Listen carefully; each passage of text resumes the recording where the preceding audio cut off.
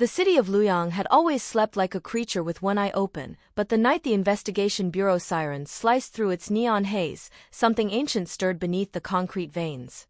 Word raced from rooftop to rooftop, from alley to alley, traveling like a spark through flammable air. The three pillars have cracked. Yuanping, CaiQi, and Wang Xiaohong, they're under investigation.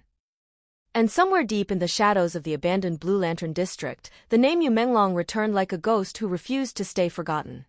The darkness that swallowed the skyline at 2:13 a.m. was so sudden it felt like the universe had blinked.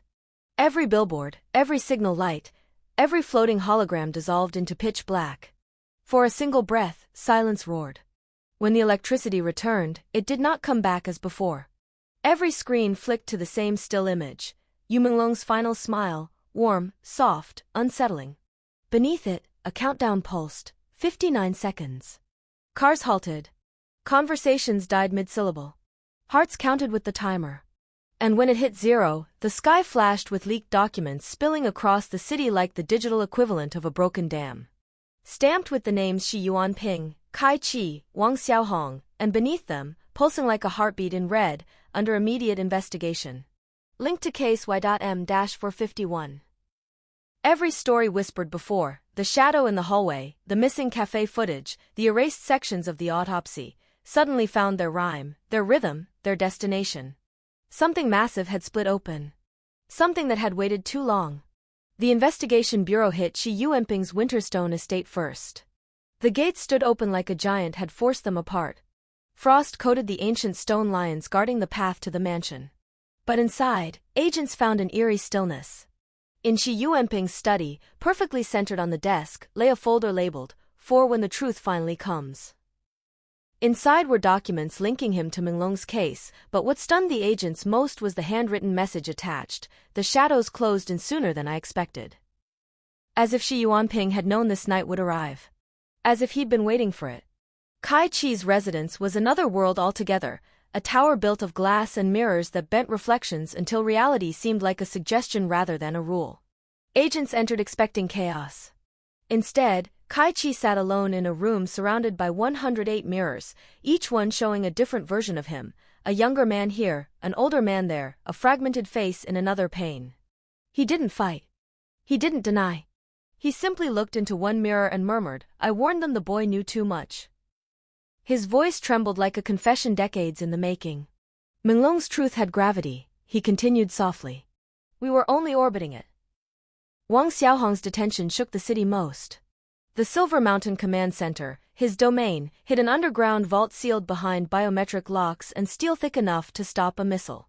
Inside, investigators found a wall of case files. Every name crossed out. Every story concluded.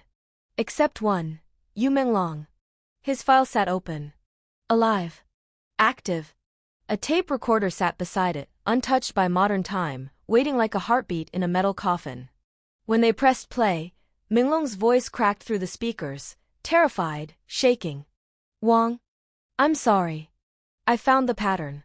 I know what the coordinates mean." Then a crash. A gasp. A struggle. Static swallowing everything. But beneath the noise was a whisper, Wang's voice, paper-thin and filled with regret. "You shouldn't have looked." Outside, the city erupted. People filled Jade Square with candles, lanterns, neon lights, forming a constellation of grief and hope that mirrored the same pattern Menglong used to trace during interviews when he spoke about destiny. Drones captured the moment from above as chants of his name rose like a tidal wave. And then dawn arrived, carrying the final blow, an anonymous encrypted data drop sent to the Bureau's highest server. The sender was untraceable. The packet carried a symbol matching the one Menglong sketched on his final notebook page, a crescent wrapped around a falling star. Inside was one file, the missing 8 minutes from the Blue Jade Café. The footage flickered, grainy but alive. Menglong sat at a corner table, tapping his fingers nervously. Across from him sat a blurred figure, not the shadow from the hallway, not anyone identified before. The figure slid something across the table, a flash drive bearing the same insignia. Menglong whispered something as he picked it up. "If anything goes wrong, they'll blame the 3 pillars. But the truth isn't them." A sentence that cracked the world open. Because the investigation into Yuanping, CaiQi, and Wang Xiaohong wasn't the finale, it was the first domino.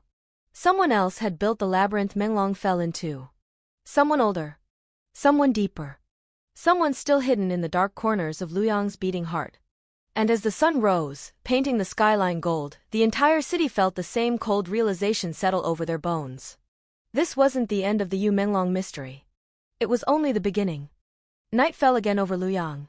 The sirens had quieted, but the city's heartbeat thudded loud in every alley, every corridor, every shuttered window. The leaked files, the shattered vault, Menglong's final whisper, these weren't echoes now. They were a warning. A summons. In the afterglow of street lamps and broken neon, detectives moved like ghosts down the narrow lanes near Blue Lantern District, retracing steps no one had dared walk before. The pavement was slick with rain, a sudden December drizzle that made reflections ripple like watery illusions. Under each glow, shapes flickered and vanished, every breath felt heavy, as if the air itself remembered Menglong's last moments. They arrived at the ruins of the Blue Jade Café. The sign hung askew, cracked glass shimmering. Inside, the tables sat empty, and a cold wind moaned through the broken door. Agents swept the floor, but their flashlights caught something strange. A single ceramic cup, half-filled, balanced on a table in the farthest corner, untouched. Ornamented with a faint silver swirl. They froze. Dust drifted down. No footprints traced across the floor. Nothing, except the aura of someone who had vanished too fast. Then a soft hum. A bluish glow from beneath a loose floorboard.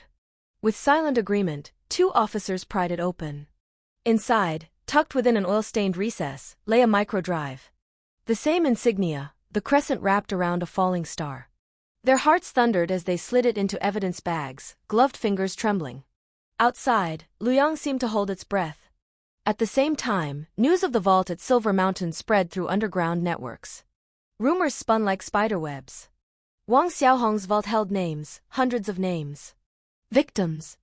Disappeared. Disposed. Hidden. They said Menglong wasn't the first. Not even second. Maybe the 101st. Maybe the ledger was longer than the city had bones.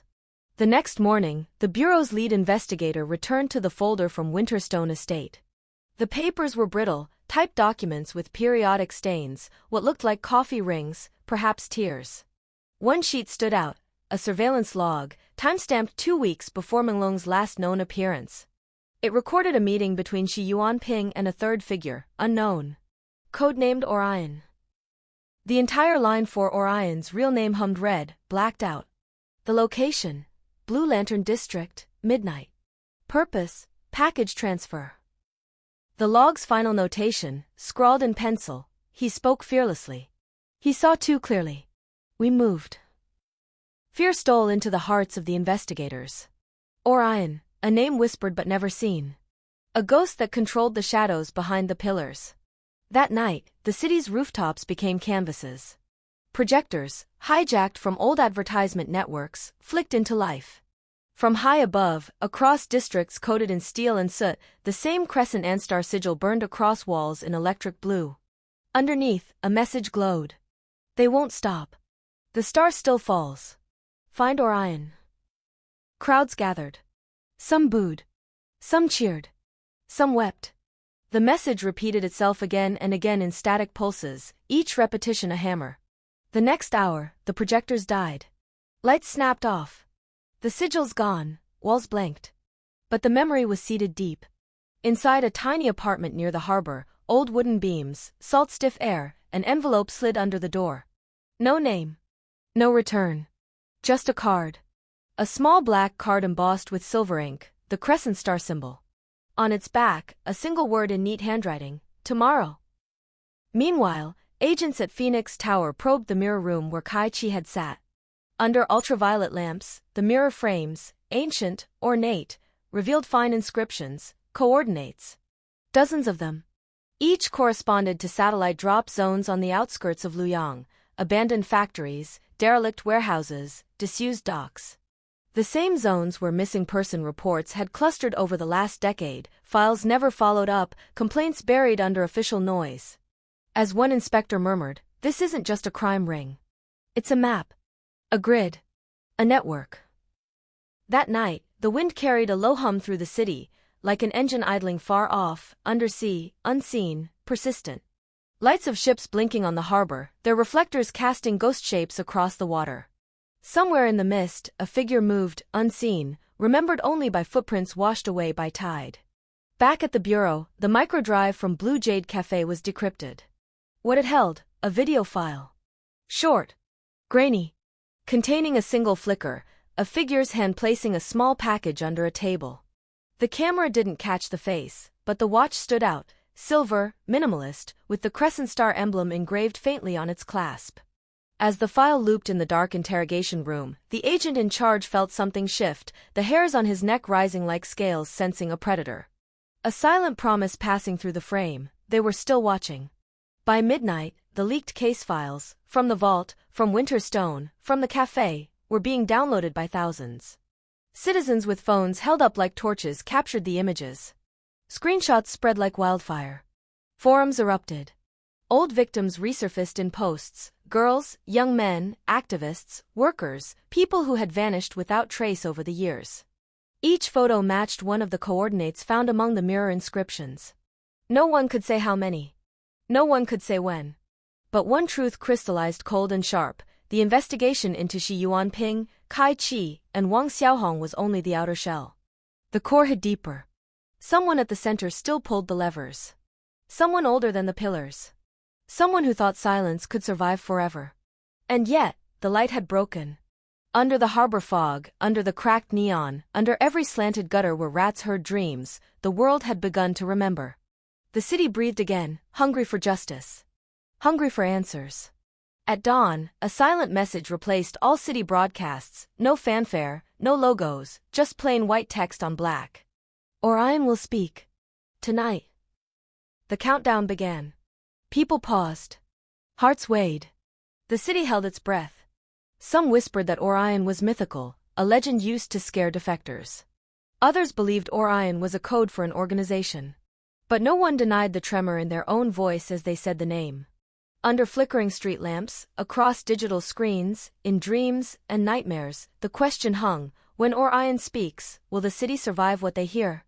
And high above Luyang's skyline, on a rooftop battered by wind and rain, a single figure stood silhouetted against the glowing pulsing clouds. The crescent star emblem glinted faintly on their jacket's clasp. They raised a hand and pressed play. The silence cracked.